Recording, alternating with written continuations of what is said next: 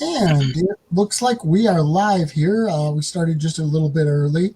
I just want to make a note. Last week when we tried this, my camera died out on me. And when I was trying to get back in, Facebook timed us out. But if my camera goes out this time, I told Dell to hang on and just entertain you guys by himself, which he said is going to be awkward. Hey, maybe you can do some of your music, man. Um, Yeah. but so we're live here with Del Merritt, and we're going to be chatting about a bunch of things, I'm sure. But for one thing, the main thing we're here for is Faithmare, which this isn't exactly the cover.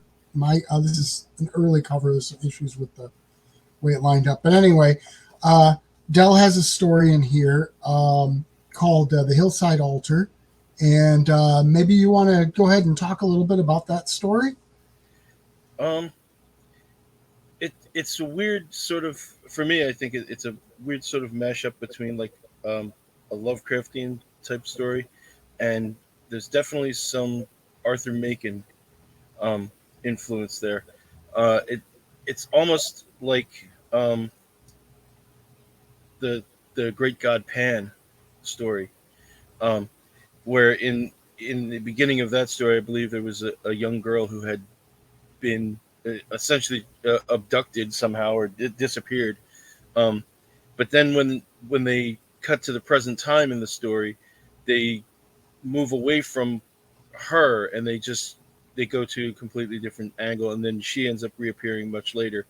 Um, and for that's where it diverges for me. I decided to actually stick around with the girl, and you see what's going on with her in a similar sort of plot, and it ends up being, I guess that would be where the Lovecraft part of it enters into it, where some entities that she's encountered actually are here in this world, or can cross into this world, and she's somehow connected to them now. And rather than being sort of an evil person who is preying on other people, she seems to be more of a victim, but not really minding it so much. Perhaps brainwashed into this cult by whatever this creature is. Um, that's basically the crux of it. I think I've given probably too much away, actually. It definitely fits well into the whole theme of religious horror because there's definitely the religious quality there. I No think so. question Yeah. about that. And that actually had appeared before in Lovecraftian Branches that I published. Yeah. I thought it fit really well here, so I had asked you to do it, to include it. Um, which I know you've actually been in quite a few of the Tales of Wonder and Dread books now. Yeah. Um, I think if you include the vampire book that right, you're, which comes out a week from this coming Tuesday. yeah, I think that's four. Yeah, I think so. Yeah, sounds about right. Uh, Yeah, spooky, two with the same story. spooky houses, and then Lovecraftian Branches and Faithmere, and then the Lifeblood 2, which comes out on the 3rd. So, yeah, that's 4 of them. But you've also done some stuff on your own. I know I've got this book of yours, which unfortunately I haven't gotten time to start reading yet. But you've got another one, I think, you got put out since then, right? Yeah. Why don't you talk a little bit about those 2 books? Sure.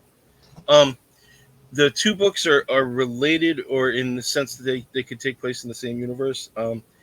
There are there are some direct references to the other books or stories in the other books, but there are some where it's not necessarily that clear.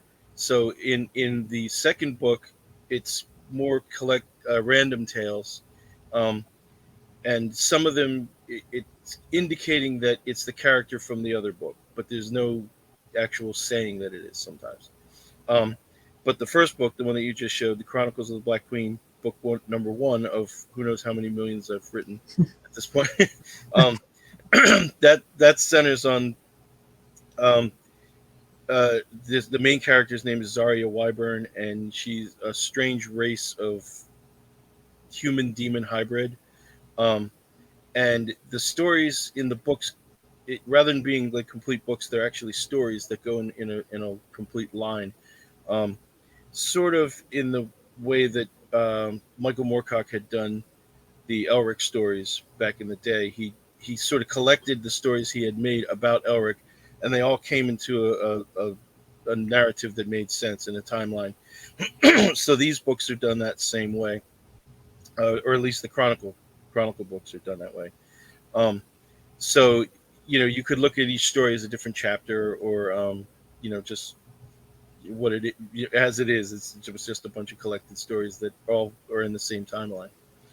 Um, and what I tried to do with those stories was create a character. And again, going back to the Elric idea, um, it had been often pointed out when I was younger, reading those books and other fantasy books, that Moorcock had attempted to create a character that was essentially an anti-hero, not in the sense that we use that when we're talking about Marlon Brando or somebody like that, but someone who actually was not a good person, and who was motivated only by their own things, but ends up being the protagonist of the story.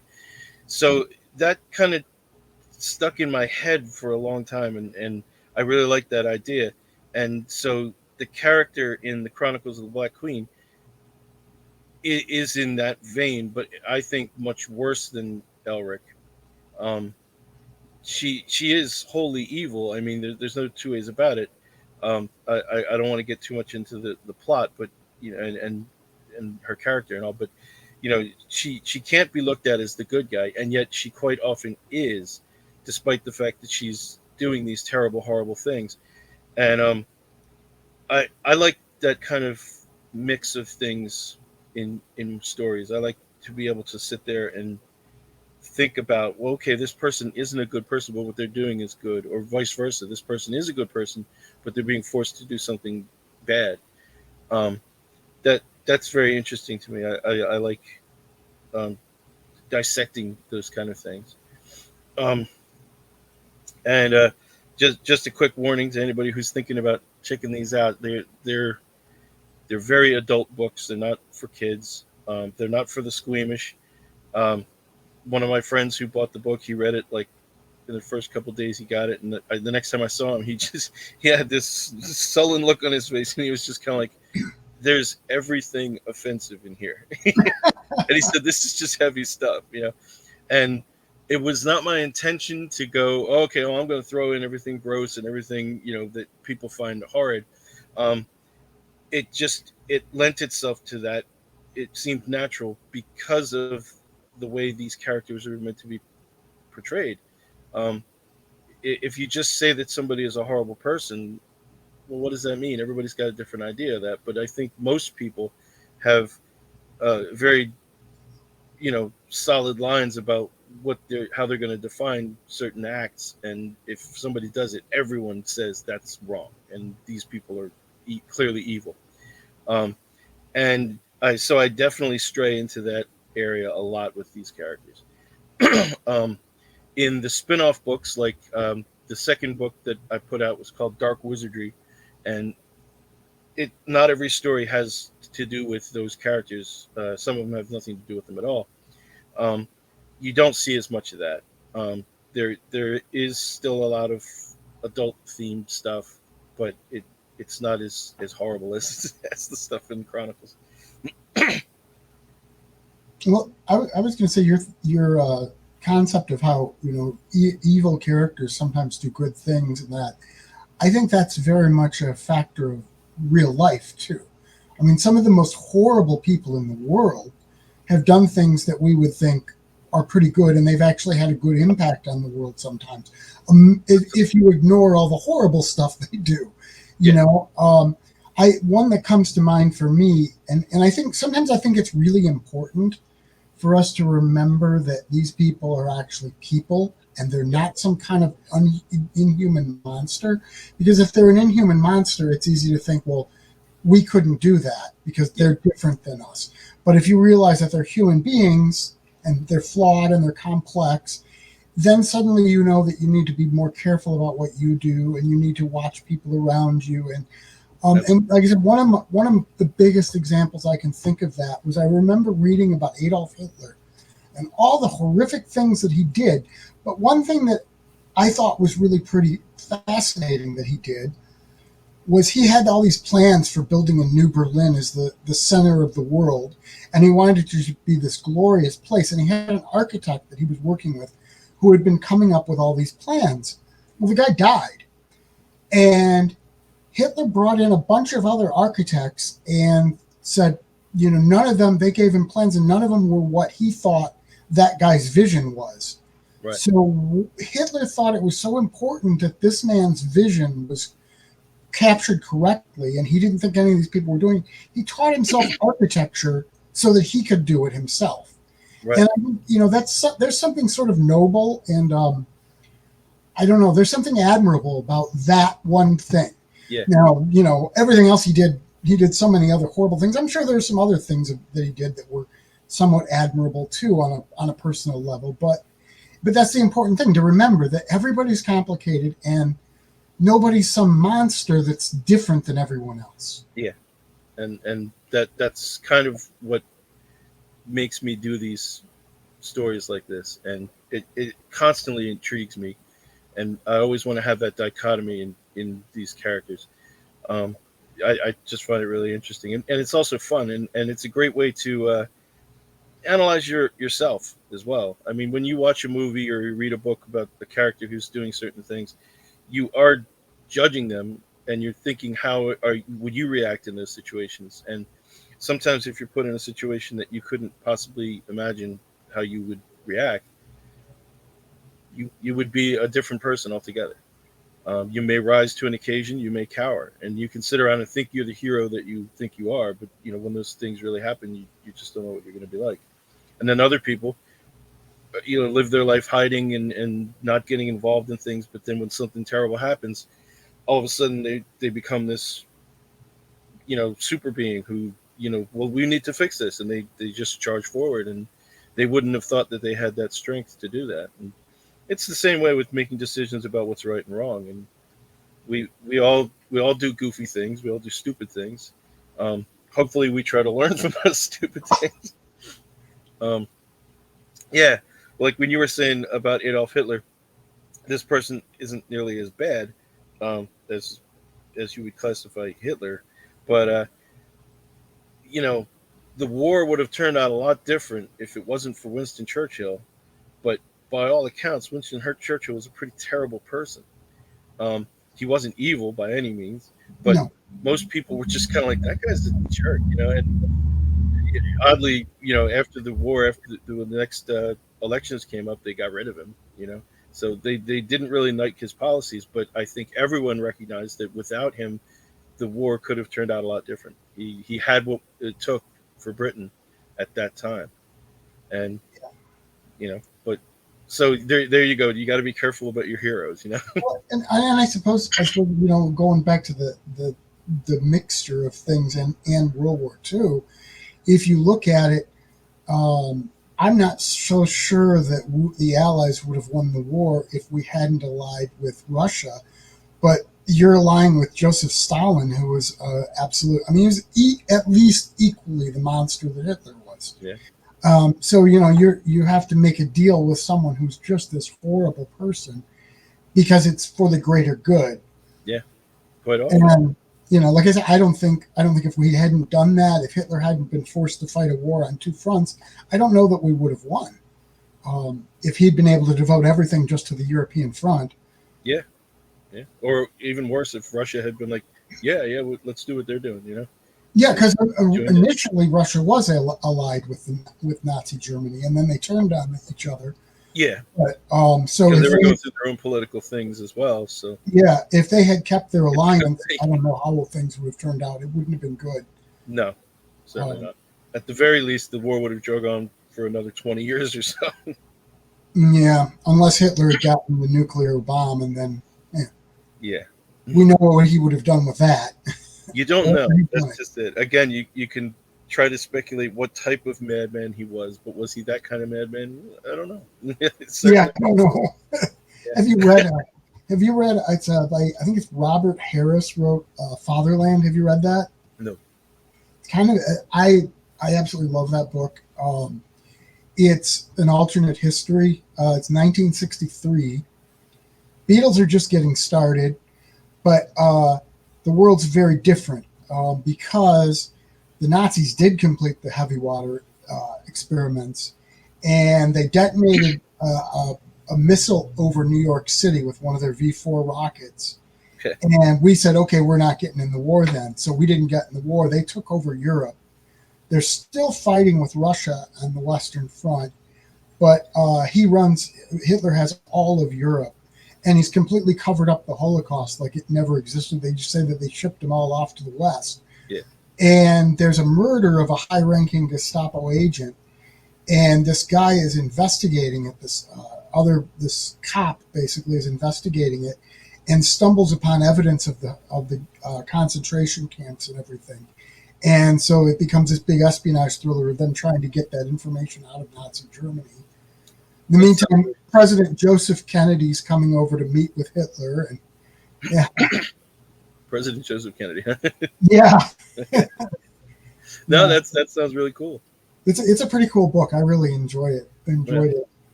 But yeah. So you still got more of your books coming out then in the pipeline? Yeah. Yeah, I should have one coming out hopefully in May. We just finished the editing, and all I got to do is make the cover and then, slap it on. Send that out. The thing is that like the publishing of my stories is very new and is wholly thanks to you, actually, because if I hadn't known you and you hadn't put out a call for stories, I wouldn't have realized how possible it is to do this. And once I got that first story in your book, I think it was Lovecraftian Branches. Yeah. Then I was just kind of like, I can do this. All this stuff I've been doing, because I had been writing for at least, I want to say 12 or 13 years. And with this, pipe dream of someday publishing these as books and these as short stories and collections and so on and so forth. And I've just amassed a vast quantity of stories. And it with just a little bit of time, I can actually get these done now. And it's not that difficult. And it seems like so daunting a task before you do it. But once you do, you realize it's hard work, but you can get it done. So I've got, in the Chronicles of the Black Queen series, if I were to keep everything that I have written for that, it would probably be over 30 books in the end. I don't want that to happen. I'm going to, as it goes on, I'm going to cull, because a lot of it, I think, became very, there were a lot of times when I like to put the main character just in situations to see how she would react. You watch the world react to her and vice versa. And so it may make for an interesting idea, but not necessarily an interesting story. So I think I did a lot of those, and I think a lot of that I'm probably just going to axe. But in addition to the Chronicles of the Black Queen series, there's a series of fantasy comedy books, kind of along the lines, I guess, of Terry Pratchett, about a character named Georgianne Featherdark, who's like this crazy eccentric wizard. There's also another offshoot of the Chronicle stories about a pirate named William Dethridge, and so he'll have his own book. And then I've got probably 3 books from now, 2 or 3 books from now, is going to be a book for young readers of horror stories, because I always really loved those kind of books growing up. The early 70s seemed to be this great period for those young reader horror books, collections of stories, with editors like Freya Littledale. I know was edited a lot of the books that I had. Nora Kramer, and they had a lot of stories from the same guys in there, and which I always liked, because they were good writers and the stories were really good. And I think my wife is funny, because she'll point out, she's like, I can tell when you're writing for young readers, because you write differently than when you're writing for everybody else. And I was like, I didn't notice that I was doing that. So So that one should be coming out fairly soon. I'm going to say maybe summer. And I really look forward to that because there's a lot of fun stuff in that. And I know my friends had really liked some of the stuff that was in would end up in that, and so I'm eager to get them copies of that. Um, Other than that, what else? That's probably it. The rest is just yeah. There's the Dark Wizardry series, which again are sort of offshoots of the Chronicles of the Black Queen. The first one came out back in March, I want to say, or February, and I'll probably end up doing another two or three of those because you know the majority of what I write ties into that stuff so much, and stories that have been in your collections will be in those things because they kind of touch on that. The main characters, or the characters rather, from the Chronicles of the Black Queen most certainly could meet with the young girl that's in the story of the Hillside Altar. It's very probable that Zaria Wyburn knows what that creature is that comes out of the ground at the end of that story and could probably explain everything that happened to that girl. Um, but where's the fun in that? You got to keep it secret. You can't tell everybody all you know. Right, exactly. Um, so I want to say that I think one of the cool things I think about what you said, I like the fact that I always try to encourage people, other people, to get into publishing and stuff and to get their stuff out there. I'm a big proponent in that. I mean, it's kind of like the way the music business went. In the old days, you had to go through a record label, and now you don't. You can put your own music out there, and there are advantages and disadvantages to that. And same way there are in the publishing world. In the publishing world, a lot of stuff can get published that wouldn't have been published otherwise, which is a good thing, but it also can be a bad thing because some of the stuff out there is not so good. Um, Yes. and the problem is for people who might be attracted to the books, there's so many things out there, and you don't know what's quality and what isn't. It's harder to pick it out when it used to be that if it was coming out from a major publishing house, you can be pretty sure there was a certain amount of quality to it. So Absolutely. there's advantages and disadvantages to both of those things. But the funny thing is, I got into the self-publishing thing purely by accident because when I was working on Strange Sound of Cthulhu, I was sure I was going to send it to a publisher and it would get picked up. And they wound up sending it to some literary publishers, and they said it was too much music content for what they did. So then I sent it off to publishers that did music books, and it was too much literature in it. So I was like, okay, nobody wants to publish this because it doesn't fit into their niche. And I thought, well, am I just going to throw it away and not do anything with it? And I realized there were a lot of people who I'd interviewed and stuff who really wanted to see this book come out. So I looked into doing it myself, which is what I wound up doing. And then after that, it became, that wasn't that hard. I mean, it was work, but like you said, it's not that daunting that you can't do it. And so I decided to start doing more of it. Right.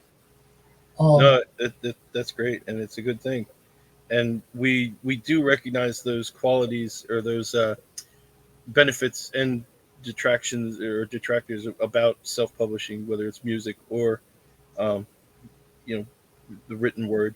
Um, and yeah, basically the field is open. So as long as you can get onto one of these sites and just kind of like type, well, there you go, you yeah, got a book now. And I'm glad that we're able to do this because I'm able to get my ideas out. Um, but I also recognize that the idea that, well, now it's just the world is being inundated with stuff by people like myself who other people may not want to read or may not like it when they read it. And it's always, I guess it's always better to have more options, but at the same time it makes it impossible to determine, am I going to waste a couple of days of my life reading this? yeah, There's so many things. As it is, I don't have any time to read. I have 1,000 books, but I don't have much time to read because I'm so busy either working, gigging, or writing, or even worse, editing, trying to put all this stuff together. Um, and when I'm not doing that, I'm trying to drink. Everything kind of gets in the way of that. Um, well, you got to set aside the drinking time. Absolutely, yeah. But yeah, so and it's funny because when I did first start, uh, once I completed the first Chronicles book, I did actually send it to some places, and this was a long time ago. This is not a long time ago. I'm going to say about 2010 maybe or something around then. um, and there's a lot of sort of low rent horror publishers out there, and some of them look really cool, and some of them look like they got some really cool stuff and all.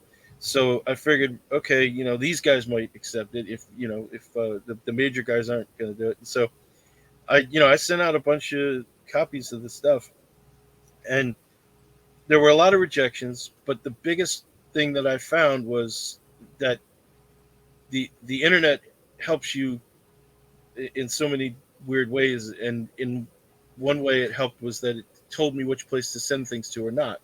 And it turned out that even these guys who were publishing stuff that seemed to be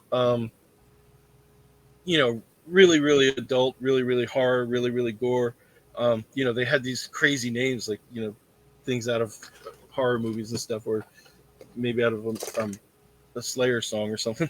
um, Even these guys were having their guidelines on their website. They were basically just saying, we don't want this. And I was just kind of going down, ticking off the things, going, okay, so I can't even send these guys like a paragraph.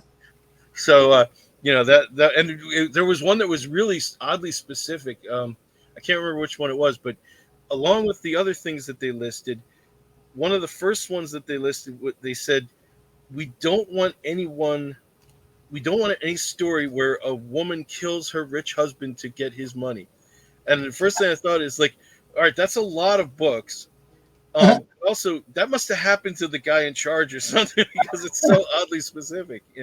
And then I remembered, okay, wait a minute, that is in there. That was in my book. So, yeah, that must really just rub people the wrong way or something because That's yeah, so that was funny. kind of interesting. And I got very depressed and very, um, you know, I was positive that it was never going to happen. And I just kept writing because I've always said that I don't know if I'm a good writer. I just have ideas that are in my head and they need to come out. And that's the way I do everything, whether it's music or drawing, which I don't do so much anymore. I don't know if I'm any good at it. I just have to do it. And if people like it, then that's great. If not, then I'm okay with that. I'm not looking to be like Stephen King or whatever. Well, I've always sort of said of myself, I would never consider myself to be a great writer. I consider myself more of a pulp writer, and I hope I'm a good storyteller. I don't the That's the writing thing. part. It's like I don't know. I just think you have to tell a good story, and that's what it comes down to. And make it. You have to be able to obviously have enough command of the language so that you can tell it in a way that somebody can get through it and know what you're saying. Yeah, that's something that my wife, who is my editor, because I'll go through a story 9 times and fix what I can, but then I hand it to her because somebody's got to look at it aside from me, and and she does edit, professionally, so she'll look at it and just be kind of like, what were you on when you wrote this? Because none of this makes any sense.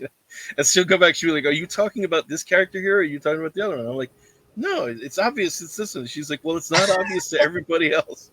And then she has this, serious problem with my punctuation, especially semicolons. Anytime I use a semicolon, she's just kind of like, no, never ever use a semicolon. Yeah, editors. As someone who does a lot of editing, I don't like semicolons either. You've got to be very, very careful with them. There, so many Yeah, people use them so often, and there are very few real instances where you should use one. absolutely. And I was and probably still am guilty of that. I try to not do it so much anymore, but every once in a while, I'm like, man, if I was, you know, doing this, reading this somewhere else, there would be a semicolon here. And one of the other things that we noticed was that because of the books that I was raised on, and that I'm sure you read a lot of too, by these older guys, making in Lovecraft and Chambers, and even going back to like Poe and stuff like that. Um, the rules were a lot different then. So now when I write things, because that's what I was mostly influenced by, I write like them. And so there were times when my wife would be like, "This needs to change. This is not right." And I was like, "Bullshit." And I'd show her like, this is Lovecraft or something like that, and she'd be like, "Well, I'll be darned, it's still changing," because people don't write like that now. Well, and as someone who's done a lot of freelance writing, which you wind up writing for a lot of different editors, I can tell you that there are no hard and fast rules on editing. Absolutely. I mean, there are different style guides. Now, most of the places I wrote for used AP Style Guide, which is what I just sort of have that hardwired into my brain because I've written in it so much, and I Right. sort of stick to. I always say it's sort of a modified AP Style Guide because I do make a few changes to it, but even so, from one editor to another, it's different. The way they do it is different. And that has taught me that, these rules are rules, yes, but they're open to interpretation and they're not always set in stone. And also, breaking the rules is acceptable as long as you know that you're breaking them at the time and you don't do it constantly. If you can do it for effect sometimes, and people have always done that. You can pick up any number of novels, and they've got things where they broke the grammar rules, 100%. So it's not a game and an end game type of thing when you do that, but you have to know that you're doing it. You have to know the rules enough to know, this is not standardized, but I'm using it because it's good for effect. Yeah, and it's the same way with any art, music especially. I mean, some of the greatest musicians break all the rules, but like you said, they know when to break them and they know how to break them. Before you can look into breaking the rules, you have to make sure that you understand them perfectly first, and that's how you can tell the Exactly. difference between John McLaughlin playing guitar or just some clown playing guitar and going, "Well, this noise that I'm making is really cool." Yeah, only it's not.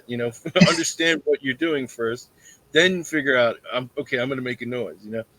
Um, and yeah, that's definitely true with all art. You look at painters. A lot of people look at modern art and they just see it as garbage, and it makes you wonder: does that guy know how to paint a figure? Would that big guy be able to paint a portrait as well? Um, and I don't know that that matters necessarily. When it No. comes to art like that, visual art, to me, if you like what you see or it means something to you, then cool, like it. But if you look at it, and you don't like it, then why bother with it? Just move on to something else. Yeah. Um, so it's harder to tell with visual art whether it's somebody is really well trained and knows when to break the rules, or they just don't know what they're doing, and it's because we don't understand them. And maybe if we had enough art classes, I know I have. I had art in high school, and beyond that was the last of my art classes. Maybe if I had enough art classes, I could tell the difference. But who knows? Yeah, but You then know, again, do uh, I once remember talking with somebody about something about music, and they were basically saying you shouldn't have to be a musician to understand the music or to like it. Like, if only a musician likes it, then it's not really good music, is it? Everybody should like it. And I kind of half agree with that. I mean, I certainly, as a musician, like to see um, things being pushed, envelopes being pushed to the limits of the table there.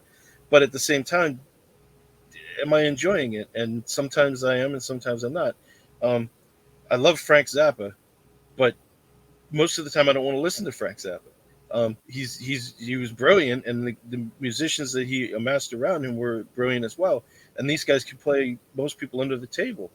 But a lot of times it wasn't necessarily that fun to listen to. You had to be in the mood for it, which I suppose is true of all music. well, But that's. yeah, that kind of it's not for everyone. I would say the same thing. Alan Holdsworth, in my opinion, Alan Holdsworth was without question the greatest guitar player ever.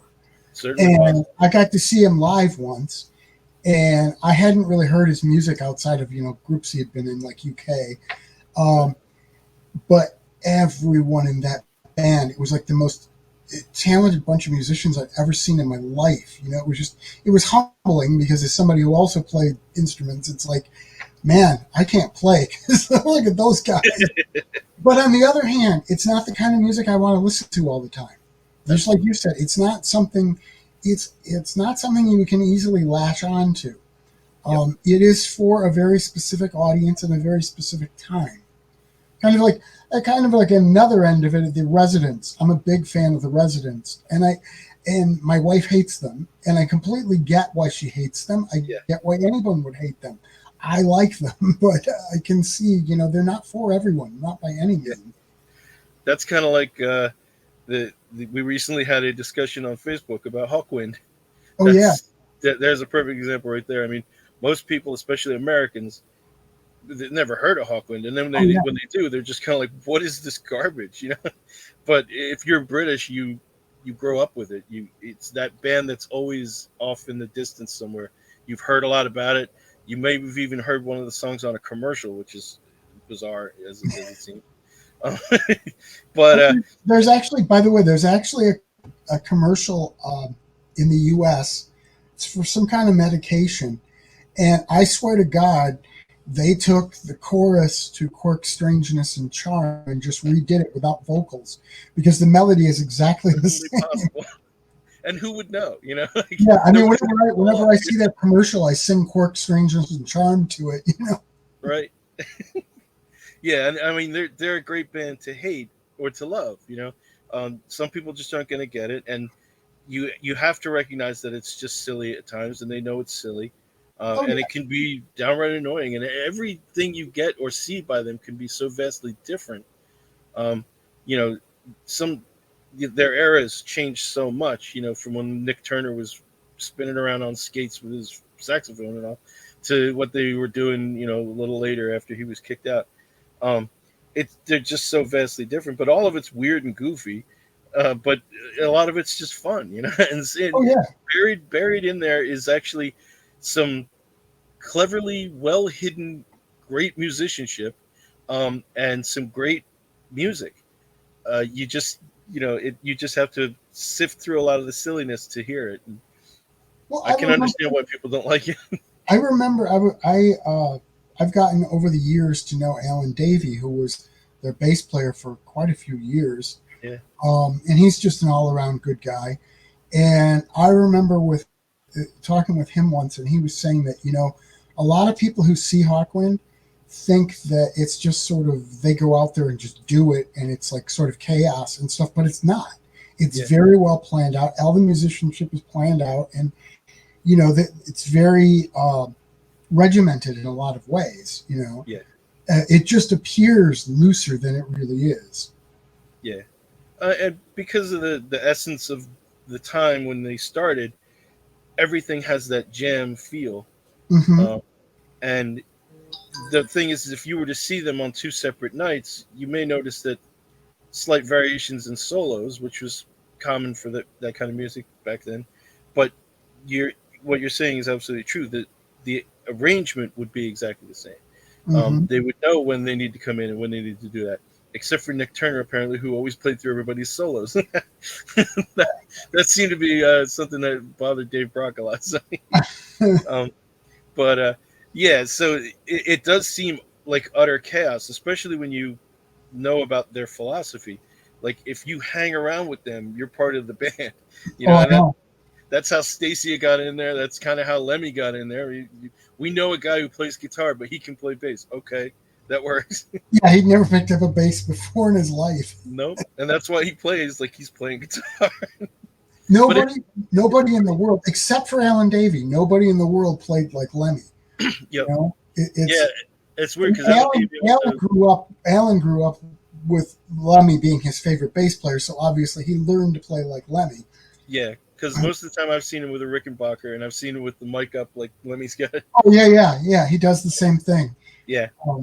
I think he's a little more versatile than Lemmy, or at least more versatile than what Lemmy will do. I think Lemmy had the ability to do a lot of different things. When you see a lot of his older work when he was working with other people, it's like, okay, why is he playing Indian classical music? What the hell's going on here?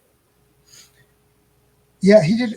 He also did some old rock and roll with Headcat. That was interesting. Yep. He was kind of an interesting guy. I never got to meet him. I would there aren't a lot of people who intimidate me, but I think he might have been a little intimidating to me. A friend of mine from high school who was in my band for a little while. He has a lot of great rock and roll stories, and one of them was when him and his friends met Lemmy back when Motorhead was still going strong. And this guy, his name is Wayne. He's the guy that intimidates everybody else. Really, he doesn't seem to be intimidatable, if that's a word. Um, but when he went to see Lemmy backstage, and him and his friend are hanging out, and things seem to be a little bit different. And Lemmy's drinking this bottle of JD or whatever, and he puts it down and he slides it over to the guys, my friend and his friends, and he's like, and the one guy's like, nah, I'm not drinking tonight. And Lemmy just says, drink it, and so all of a sudden the guy starts drinking it. And it's like, okay, that's the world of Lemmy right there. Yeah, I think you really would have to do. He seemed to also be a sweet guy, so that you would really have to do something pretty bad to get him to murder you. A lot of people just thought he was a saint, yeah, yeah. I mean, you've heard, and then I heard a story secondhand where somebody said that one of their friends walked into a hotel. Remember when they used to have the game rooms with all the like pinball machines and stuff in hotels, and they walked into one when they had seen Motorhead that night. They walk into the hotel game room and there's Lemmy playing a pinball machine. And supposedly the dude walked up to him in the middle of his game and was like, "Hey man, we really like the show tonight." And he just looked at him and said, "F off." Yeah. I mean, he's in the middle of his game. Yeah. And that was Lemmy's, that was his nirvana right there. I mean, he spent the last 20 years in whatever that little apartment was in California that he was Yeah. living in. And he would gig every once in a while, but then he'd just go out to the bar that was down the street because there was a bunch of pinball machines, and he would just play. And yeah, that was when you didn't bother him because that was where he was in his zone. Yeah. It's just a strange dude. I mean, you think about this musician who probably amassed all this amount of money and all this notoriety, and he's living in this tiny little apartment, and with just crammed with like Nazi memorabilia and books and whiskey bottles. It's crazy. I know, it was crazy. Yeah, he was one. That was one of the musician deaths that really hit me harder than most of them, because for some reason in my head, I thought that guy was going to live forever. Kind of, yeah. Killing Lemmy is like killing Blackbeard. It just didn't really seem possible. Yeah. But since we're on music, you're probably heading into a busy time for gigging, right? Yeah. We don't get as much of a lull in gigs as we used to. We've spread our season out to be almost all year. I think our slowest time would really be like January and February, but then it starts to pick up. We just did one yesterday, in fact. And the day that we were supposed to do this interview the first time, I had scheduled it and then realized that I was doing a gig. But then I was like, that's not a problem, because the way that our shows go, I mean, it's very rare for our group, the Sea Dogs, to actually get up on a stage at an official time and like play and then like skedaddle and maybe leave or whatever. What we usually do, we're playing at historic festivals and things like that, and we're sitting around in our camp most of the day, and we play whenever we feel like it. And so that day we were at a historic house in a place in New Jersey called Pennsauken, which the house dates back to the 1600s, and it's been restored as a little museum. And so I was like, we'll be there. I'll just do the call on my phone from there. It'll be kind of fun even, and I'll be like, hey, look, here's my pirate crew and all, But then I was like, wait a minute. That house is completely surrounded by gigantic factories. So I don't know if I'm going to get a signal there at all, because it's this little grass plot with this tiny ancient house on it. And then there's just factories and trains all over, for like a mile in every direction. So yeah, I was like, maybe we should try to reschedule this. So, you want to tell people a little about your band? Yeah, the only current band that I'm actually in is called the Sea Dogs, and we it's a very strange situation because we're not just a band, we're also a living history organization. So that, compare us to Rev War reenactors, for instance. Um, so when we perform, we wear authentic pirate gear. We don't dress up like Jack Sparrow. We don't, run around with fake parrots on our shoulders or anything like that. Because our task is also to support and teach history. So, we dress up like that, and then quite often, most of our gigs, in fact, we're actually performing at like a historic event of some sort, where there's a fair where there's a bunch of different reenactors or something. Like I said, it's rare for us to actually go like, oh, we're playing at a bar tonight, and get up on stage. Um, the, the very few things that would be like that would be like, a couple years back they had the Tall Ship Festival at Independence Seaport in Philadelphia, and it was also across the river in Camden, New Jersey. So we played Camden on one day and Philadelphia on the other day, and for the entire day we just got to wander around and do whatever we wanted, which really equaled everybody stopping us every 30 seconds to take pictures with their friends and all.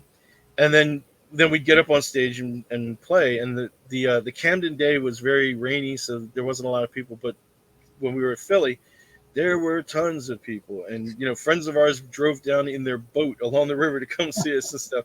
And we're set up on this massive stage, and playing in front of this large crowd, and that it's very rare that it's like that. It's usually more, we're out in the middle of a field with a bunch of other reenactors, and we've got our fly set up with a display of pirate and nautical gear, swords and pistols and blunderbusses, and then over here we got treasure and you know drinking vessels and other types of things.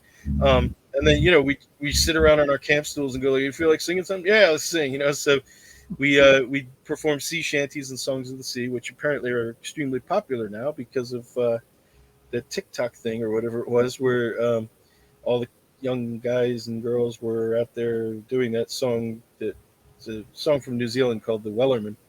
And the, the first gig we had after that became popular, a lady came up to us and she was like, "Do you guys know?" And I said, "No, we're not doing that." So we quite often disappoint audiences that want to hear the very typical popular things. So yeah, we get that all the time. Can you guys do the Wellerman? We can, but we won't. Um, Yesterday, a lady came up and said, "Do you know the unicorn song?" And I was like, "Yeah, sure." And she's like, "I love that one." I was like, "Yeah, we're not going to play it though." So yeah, and that's kind of what we've been concentrating on for. Band's been around for almost 20 years. This is our 18th year, and it consumes a lot of our time because of how broad the scope of it is. Some events we go to, we don't actually play music at all, and then some events we go to, we're just playing music, and then there's everything in between. Sometimes we get involved in battles with people, or whatever. We'll get on a ship over here, and then other guys are on a ship over there, and we're just shooting at each other. Um, it's a lot of fun, though. If anybody's into living history, that's the kind of thing that they would enjoy seeing or doing. And we we're always looking for new members. So anybody in the Jersey, PA area needs to come and dress up like a pirate and sing sea shanties. Look me up. That's awesome. It is a lot of fun. Uh, you do swordplay too, or no? Not too much. We can, but it becomes incredible insurance problems when you do things like that. So basically, if you find a group that does sword stuff, they're rehearsing their moves like actors would. Um, so every once in a while, I'll take a couple of my guys that I know are very well trained in sword stuff, and I'll say, "Yeah, just go out there and play a little bit," But mostly we stay away from that if we can. Um, we don't get to do combat stuff too much anymore, and when we do, it's usually we're being privateers during the American Revolution, because my wife and I also belong to a Revolutionary War reenactment group called the First New Jersey Volunteers, and we're a loyalist unit, so redcoats. And we do a lot of gigs in tandems. We kind of wander around together a lot of times. And sometimes my guys will have to fall out as rebels because they're the redcoats and enough rebels didn't show up or something. So that can be fun too. Now we do Klingon stuff. We belong to Klingon Armada International. And I have seen the photos. Klingons do events, and yeah, and in fact, I just happen to always keep this in my office. Just in case there's an intruder.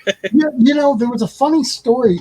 Years ago, I lived in a neighborhood that was kind of sketchy, and it was like 2:30 in the morning. Somebody knocks on my door, and so I grabbed the batleth, and I've got it behind my back, and I open the door with the other hand, and I'm standing there talking to this guy, and he's giving me some kind of sob story about his car breaking down, and I'm like, I'll call somebody for you. Who do you want me to call? He's like, well, why don't I just come in and do that? And so after a while, because he kept getting more insistent and more insistent, I let the door open far enough that he could see the batleth. He's like, oh, never mind, I'll go somewhere else. And that indicates that he definitely was up to no good, because if he really, really needed help, he would have just let you call someone. Yeah, exactly. No matter how frightened he was of your Klingon weapon. Yeah. So, yeah, it's handy to have, actually. Yeah, right? Yeah, we got a lot of handy in our house. There's, between swords and muskets, and everything in between, there's kind of nobody comes around us. People will see us loading up the car and they'll just be like, oh my God, and they go the other way, I remember one time when I was at a event and I'm walking around in full Klingon uniform. And I mean, I'm not a really tall guy. I'm like, I don't know, 5'9", 5'10", but I've got these boots that add probably another 3 inches. And so I have my full Klingon gear on, and I'm walking through this event, and I hear these two guys behind me, and I hear one of them go, man, I want to go ask him a question, but I'm afraid. I'm like, geez, dude, you can't be afraid of me. People are afraid of strange things. It's weird. Yeah. I suspect that we may have friends in common for quite a long time, because I know some people that do that Klingon thing, and I can't see there being enough anybody doing that anywhere that you wouldn't need to travel far to see other Klingons. So I suspect that some of these guys are probably mutual friends or at least acquaintances of yours. Maybe. I know I think there are some Klingons who are also in the Society for Creative Anachronism. That would make sense. But there are actually 2 that I know of. I think there might be more than 2 Klingon groups out there. There's Klingon Armada International, which I belong to, and then there's Klingon Assault Group, which is a different group. And it's funny because some of the guys in our club are in both clubs, so It's kind of interesting. But there are quite a few ships around. We've got a ship in Germany. I think there's one in England, and it's kind of crazy that there's so many people. But I think the thing is that even though there's a lot of clubs or groups, in order to meet up with other groups, you probably have to travel a pretty decent distance. Yeah. So, like I said, I know guys from Jersey and PA that do this, and it's very possible that you've met these dudes. That could be, yeah. Because they're not going to find it around here, so they're going to travel to wherever you're going to do this. Yeah. There's not a lot of Klingon activity on the East Coast. Well, that's a shame, Well, there might be. I just don't know about it. That's all. That would be something I'd kind of walk straight past. I'm not a big Star Trek fan. Yeah, no, everybody is always mad at me because I just hate it. I just can't stand it at all. But I'm glad it exists, but it's just not my thing. And I like making fun of it. The closest thing that I come to Star Trek is that movie with Tim Allen and Sigourney Weaver. Galaxy Quest. Yes, which I thought was a lot of fun. Yeah, and I'm glad that Star Trek fans like that they can laugh at themselves enough that they can like that. And I think also the guys that made that are probably huge Star Trek fans. They're not poking fun meanly at that culture or that show. Right. They're just realizing how funny it is. Oh, just like anything is that way. Oh There's yeah, plenty to be made fun of in anything. yeah. Well, who likes making fun of reenactors more than reenactors? Oh yeah. It's kind of what we do. We just sit there and somebody will get them to do something and be like, yeah, that's the reenactor for you. The minute somebody accidentally shoots somebody in the face, you're like, well, that's a reenactor for you. That's funny. Yeah. And, there was a time when we were younger when some people watched Doctor Who, but you couldn't find merchandise or anything like that unless you lived in Britain. Well, for the last 20 years or so, that's kind of not the case. And I tried to keep up with the show. It leaves me behind because we don't even have a TV, so we would have to stream it anyway, and we'd have to find time to do that, and that's difficult. But I'm glad that it's on again, and I'm glad that it's got this huge following and stuff. It's so weird to me, and as much as I like it, I just still feel like it's something completely different than what it was when I grew up. That being said, I still need to see the rest of it because I really do like it. And who's goofier than Doctor Who fans? Oh yeah. We're real easy to make fun of. And I like that show that was a spinoff called Torchwood. Yeah. I saw. I thought that was really good. I think I saw the first, maybe the second season of that, and those were good. Yeah, the last season was bizarre because it was, first of all, it was all one story, and not to give it all away, but just everything you don't want to see happen to your favorite characters happens. It's very, very heavy. When you turn it off, you're just kind of like, I gotta go. I need a palate cleanser. I gotta go relax somewhere. But it was actually very, very good series. I like that. Yeah, I'm actually a big Doctor Who fan too. So I see your things. I see your posts. In fact, my wife and I have talked about it, and we probably won't do it this year, but maybe next year or something, going Doctor Who cosplay at a Ren Fair, because we thought that would be a lot of fun. That seems to be a popular thing to do at Ren Fairs. Yeah, I've known Klingons who have shown up in Klingon uniform at Ren Fairs too, but Absolutely. I think it would be even more fun maybe to go Doctor Who, do it as the Doctor. I'm pretty sure I've known people that have done that. Yeah.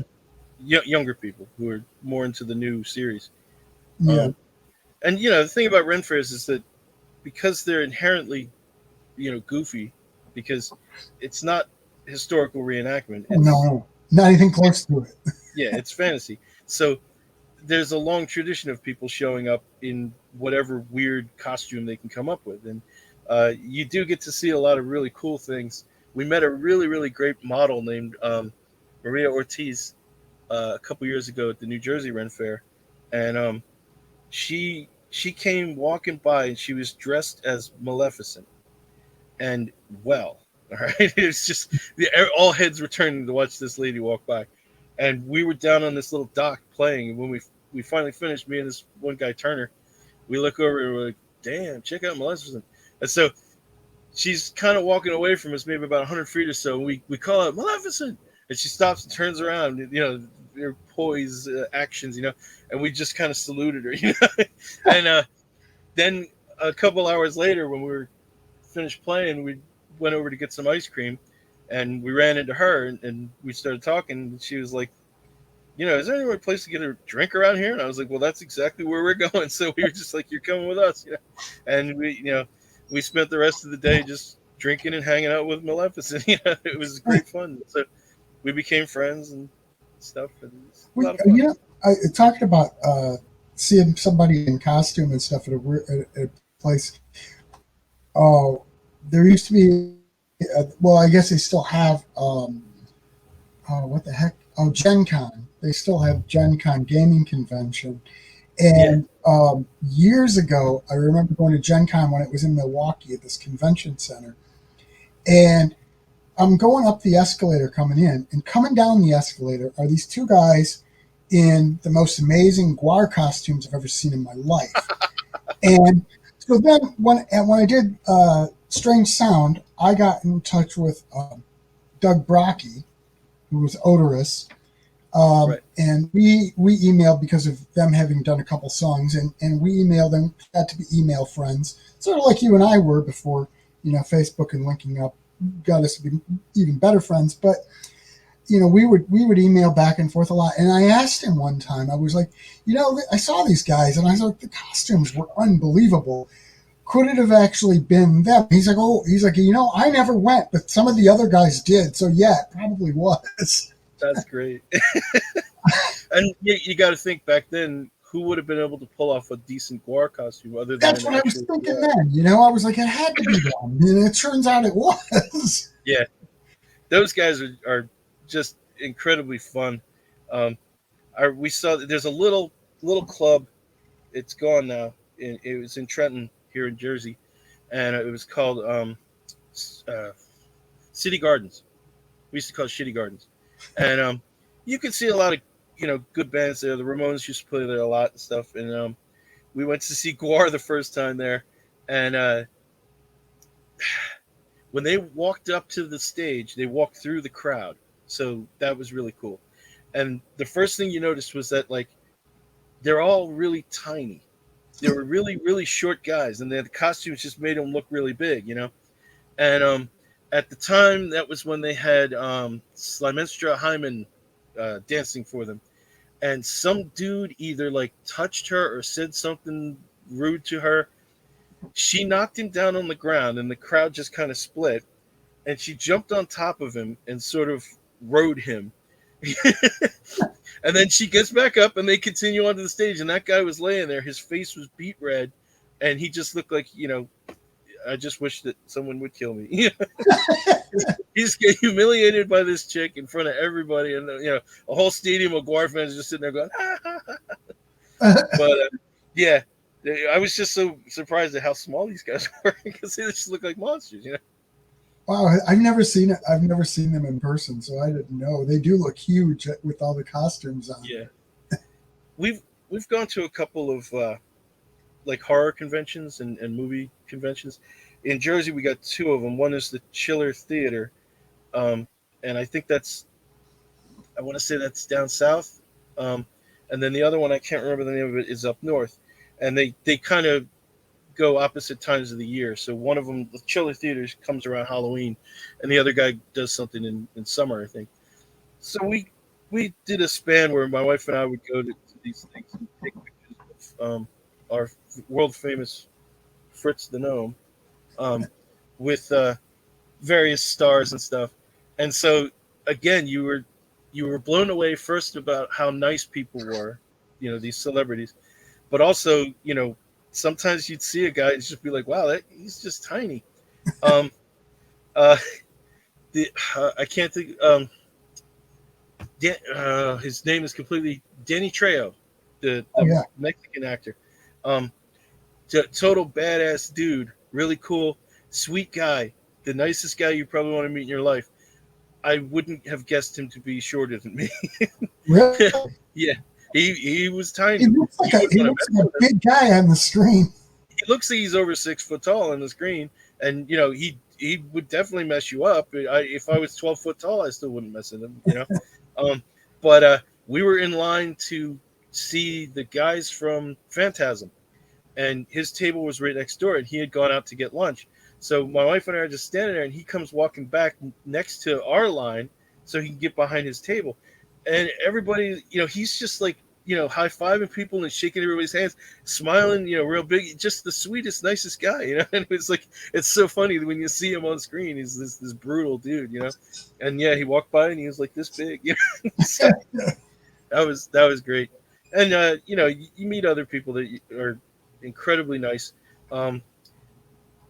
Uh, Tim Burton's wife, his first wife, um, Marie, whose name I'm not getting her name for some reason. She played Ichabod Crane's mother in Sleepy Hollow with Johnny Depp. Okay. She was really, really nice, and I think she was from Jersey, so somehow we just hit it off, and we ended up talking with her for a very long time. And we kind of walked with her to the elevator so she could take her little dog upstairs or something. But she was really cool and very nice. One of the greatest moments was when we met Carolyn Monroe, the British actress who was in all those Hammer films, even a Bond film. Um, and not only is she still one of the most gorgeous people on the face of the earth, she's also the sweetest. We ended up talking with her for about an hour, and it was because of the gnome. Yeah, she was like, "Oh, you got a garden gnome," and so we just started talking about garden gnomes and the things, talking difference between how you can get garden gnomes and what kind of garden gnomes there are here and in Britain and all. And it just, and we didn't want to leave. We were just gonna we're just gonna stay here with you for the rest of the night. But yeah, she was amazing, and Elvira was really nice and very cool as well. Obviously, I don't think anybody's ever had anything bad to say about her. No, I don't think so. But yeah, and so you see all these kind of guys, and a lot of them charge a lot of money to take pictures of and stuff like that. So you got to go well prepared. And we didn't really like doing it, but it was actually kind of fun. I was gonna say, you're not the Star Trek fan, but the guy Garrett Wang, who played Ensign Kim on Star Trek Voyager, we went to this convention. He had one of those tables, and there weren't a lot of people around. I don't know if everybody was somewhere else in the convention, and so we were just sort of standing there chatting with him. And I was actually chatting with someone else, and he said something, and then he said he did "Oh my," just like George Takei, and I was like, "You nailed it!"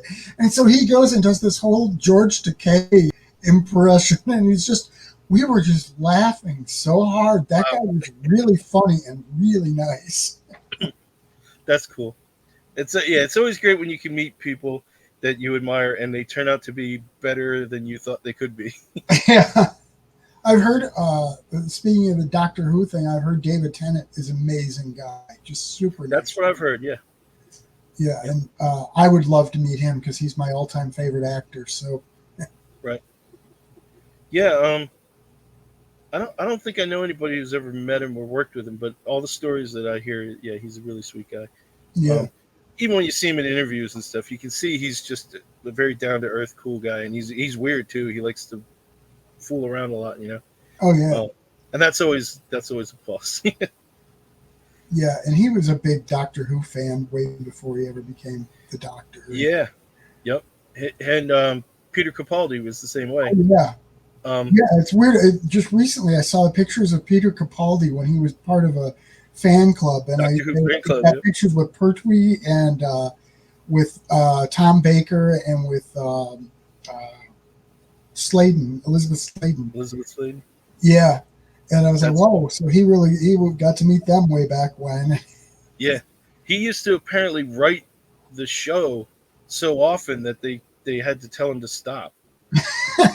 He used to mess with I remember when they were talking, I read some things when they were talking about various things and how the audience would react. Sometimes they're like, well, you're going to have somebody like Peter is going to come along.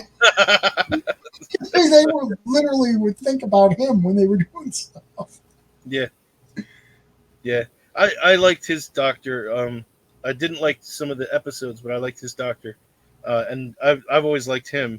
And it's so weird to see him in a role where he's a likable character, because for so many times the things that were real big for him, he was just a prick. And he did that very well too. Well, and when his Doctor kind of started out like that too. Definitely, like a prickly character. He was very prickly early on. Yeah. He got more caring later, but yeah. Yeah. I remember there was one event or one of the episodes where he introduced Clara as his carer. She cared so I don't have to. Yeah. He had some great lines when it came to the other characters, like when he first saw her and he was talking about how her eyes were too big and too far apart, and he was like, you look weird, and then he was like, you got to get that eye thing sorted out, and then he meets the one teacher and decides that he must be a PE teacher. And so he just keeps calling him PE, and it's like, I'm a maths teacher, not a PE teacher. But he doesn't care. He's just, you're a gym teacher, you're a PE teacher. He just kept calling him PE. And yeah, he was definitely, he was a prick. I mean, that's who is about it. But and he got to be suitably mean. He got to say the things that you wanted a doctor to be able to say, but no other doctor would ever say it. And I think it was just like, I'm just tired of being the doctor, so I'm going to yell at you about it. Yeah, I mean, you can't imagine if you were to be that character, how frustrated you would get sometimes, and aggravated and annoyed. Yeah, I think if I was the Time Lord, or if I was specifically that Time Lord, I would have learned how to do final suicide very quickly. Because I mean, it's just not cool. Look at Eccleston when they had the pig creature and that soldier shot him and Eccleston yelled at him. It's like, and then when with Tennant, when Harriet Jones shot down the ship, and Tennant was like, he was irate at her. That was in Tennant's first episode.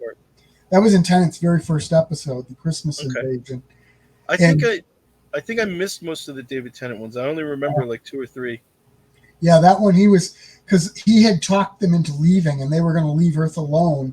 And Harriet Jones, who was prime minister, had them bring up some weapon, some torchwood weapon, and they blew it out of the sky. Okay. And he was pissed because he was like, they were leaving, and you had to go and do this. You murdered them. He was mad. Yeah, I worked all this hard just to fix this, and you just went and screwed it all up. Yeah. So, yeah. It's not a fun existence. No, I can't imagine what it would be like. That would be, he would get frustrated. Well, think how frustrated we are with the world that we've lived in, and that we know we have to live in for quite some time longer. And the frustration we deal with trying to get people to see reason about things, trying to get people to be cool to each other. And, obviously some people get more involved in this than others. And, we all got to do our own little bit, I guess.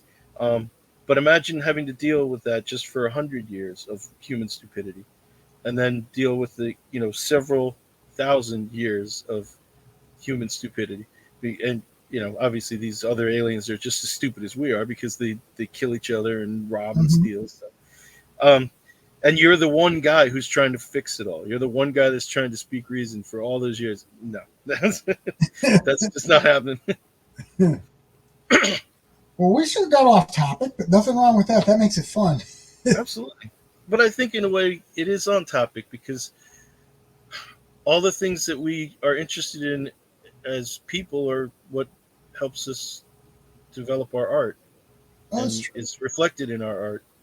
All of our interests are part of what we are, and they make up that stuff. So whatever we end up talking about, Gary, we're talking about the same stuff. It's true. Well, and I don't know about you, but, I have a tendency to put little nods to my cultural passions into things anyway. Definitely. Sometimes, and I don't even know sometimes if anybody ever catches them, but I'll put them in there. Little something here, a little something there, and and sometimes I even put just little inside jokes that maybe I'm the only one who will get it, or my wife and I are the only ones that will get it. But there's a little joke in there. Yep. For instance, in a couple of the books, I have a story called "The Curse of Samanthusen," right? And that literally started because my wife has a tendency sometimes to jumble up words, as we all do. And her Uncle Tom and Aunt Susan were in town, and she called it Samanthusen. And I'm like, hey, that sounds Egyptian. I got to do a story called Curse of Samanthusen. That's and great. So I did. I've done it. I've done the thing. Characters in things will be named after stupid jokes or tongue fumbles that my wife or I have done, or my brother or friends or something like that. You always got to add things like that in there, and if nobody gets it, it doesn't matter. No, you're giving life to that thing that made you laugh so hard. Right, every exactly. time you read it, you're gonna laugh again. Um, there there's a lot of great folklore and stuff in New Jersey, and obviously a lot of great history. And this kind of the very few things you could be proud of about New Jersey is those things, the folklore and the history. Um, and so I write a lot about those. I write a lot of stories that take place in Jersey. Um, but as anybody else from New Jersey, I like to make fun of New Jersey. So in the Chronicles of the Black Queen, it primarily takes place in Massachusetts. But every time Zaria Wyburn, the main character, has to go to New Jersey, she just bitches about it because she she hates New Jersey, and I like doing that. And that's one of those things that Jersey people do. You can't make fun of us; we'll kill you. But we can make fun of us all we want, you know. So yeah, my wife was just kind of like, "Why are you dissing Jersey in this?" And I was like, "What?" And she said, "You have her say, I don't want to go there. It smells like. Have you smelled New Jersey?" And I was like, "Well, Elizabeth, New Jersey stinks. It smells like rotten cheese or something, you know." And anybody who comes here knows that. You can't disguise this fact, you know. So yeah, you have to put those little personal things in there. I like adding in, like you were saying, elements of things that we watch or we do or see. Um, so every once in a while, I'll throw in a line that seems to make no sense, but basically, it's the characters quoting a line from a TV show the same way we would quote lines from TV shows. I mean, Right. there might be a time when, you being a Star Trek guy, you might walk up to somebody and they'll say something and then you'll be like, such and such when the walls fell, or, Yeah. one of those memes. Well, because my wife and I watch this very specific set of British comedies over and over again, we we throw these into everything. And so I'll throw those into these books. So a character will say, we need to do such and such, and the other one will turn and say, "Qu'est-ce qu'elle a diff?" Which is, butchering French, basically saying, "What's the difference?" But instead of saying, "What's the difference?" What's the diff? And it's a Garth Marenghi line. I don't know if you've ever seen Garth Marenghi's Dark Place. It's one of the funniest TV shows ever. Um, it's got Richard Iowati and Matthew Holness and a bunch of other really, really good people involved in that. They only had one season of it because it was just so bizarre, and I think people just didn't like it. But basically, you're supposed to be watching a 1980s TV series that was written and starred and the music was whistled by originally this character called Garth Marenghi, who is like this overblown Stephen King. He thinks that everything that he writes in the horror genre is the best, scariest thing, and he clearly doesn't know what he's talking about. And he just he'll read parts of his books every once in a while, and it's just the same word repeated over like 9 times or something. So and it's like a sci-fi kind of show. Like they're doctors at a hospital, but there's always an alien invasion or Scottish mist, that has Highlander ghosts in it or something. Um, there's a lot of Lovecraft references in there and stuff, and yeah, there's so many great lines that we'll end up actually like using them kind of the same way that we would use them in real life, just copying, quoting. Um, yeah. So if you get a chance, it's called Garth Marenghi's Dark Place, I and mean, it's probably on Netflix or something. my wife and I do the same thing with lines from Keeping Up Appearances. Right. The time, like when you're driving, mind the lorry, minding the lorry. Finding the Glory. Yeah, we've seen that. We never really watched that one too much. Um, it's weird. There's the old stuff that we've all seen, like Monty Python, Blackadder, and stuff like that, which are again they're part of our makeup of our personality. We watched them so much and when we were younger. And then there's a long gap where there's not a lot of stuff, and then starting in the late '90s is we just found all these great other shows with a lot of actors that are pretty popular now. Simon Pegg and Nick Frost and those kind of guys. These guys are all in a lot of shows. You just have to know where to find them, like skit comedy shows and stuff. Um, and my wife and I kind of just talk in those quotes more than anything. So nobody really ever understands what we're saying because we're just turning to the other and saying "Qu'est-ce que le diff?" Have you seen the IT crowd? Absolutely, Oh, we yeah. watch it. We watch it religiously at least once a year. The Yeah. IT crowd is one of our staples. The Mighty Boosh is another one of our staples. That's got Mighty Boosh has Juliet Julian Barrett and Noel Fielding, and Richard Iowati's in there. Uh, oh, what's it? Not Matthew Holness. The Toast of London guy. What the hell's his name? Um, Matt Berry. Matt Berry, who's become extremely popular as of late. He's also in Garth Marenghi, by the way. Um, so yeah, no, these shows are that's like the holy trifecta for us, and they're among a group of maybe about 2 dozen shows that we just watch over and over and over again on our Saturday night nacho night. Well, anyway, so what if people want to get your books, including this one? Where do they go? Well, I would say if you want to give me the most amount of money, Lulu.com would be the best place to go. And you could look up just my name, Del Merritt, or you could go by the titles, The Chronicle of the Black Queen or Dark Wizardry. But you can also go to Amazon. Um, and I think there's a couple others, but in all honesty, I can't remember what they are. My website, which I think is just delmerritt.com, has a little bit more information on that. And you can order directly from there as well. Okay. And checking out your band. Um, So you can go to Sea Dogs NJ because there are other bands called the Sea Dogs. Apparently, there's one out in the Midwest or somewhere like that. Um, so we tacked on the NJ so everybody knows that if you don't see the guy that looks like Santa Claus, it ain't the right band. Anything else you want to chat about? I can't think of anything. But I can always find you again and we can talk Oh, yeah, again. we can. It's not like this is the last time we're going to do this. It may have taken us 3 tries to get it this time, but we're it's made fine. us stronger for it.